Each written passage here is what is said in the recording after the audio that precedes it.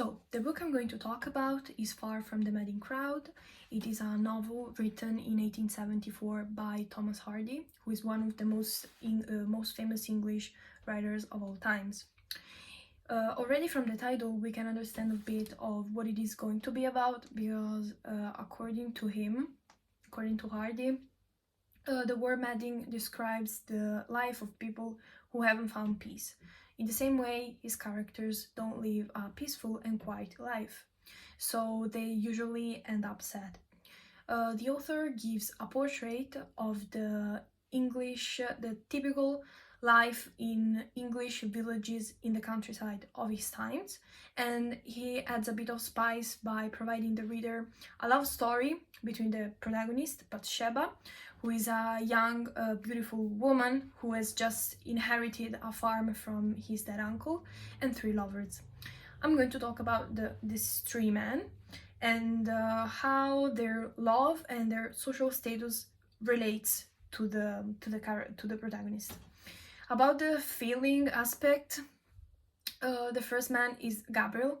He represents the most humble and true love, because he's always been caring and he's always been there for her, even if she refused him for other men.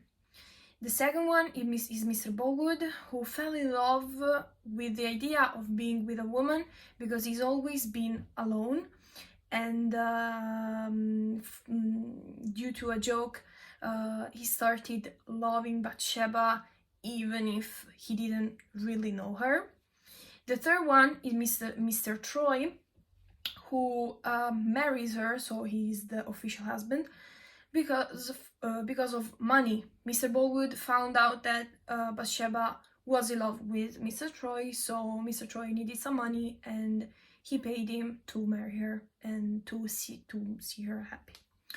About the social classes, Gabriel is a shepherd, so he's an humble man, and also he works for Bathsheba, so he's a servant, and she would have never married a man like him that was poor.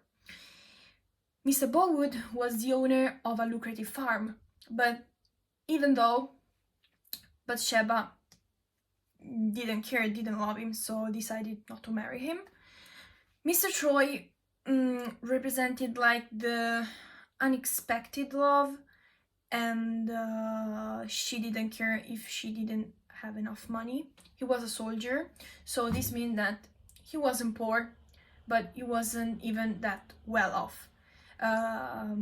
Actually, the one who wore the pants in the family was Bathsheba, because she brought the money home, and Mr. Troy only spent them to the races.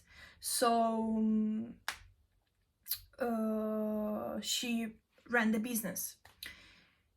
What brings all these characters together is that there is a sad ending for some of them, because Mr. Troy and Mr. Bolwood, Mr. Bolwood kills Mr. Troy because he was very jealous of Bathsheba, and then of course he goes to prison.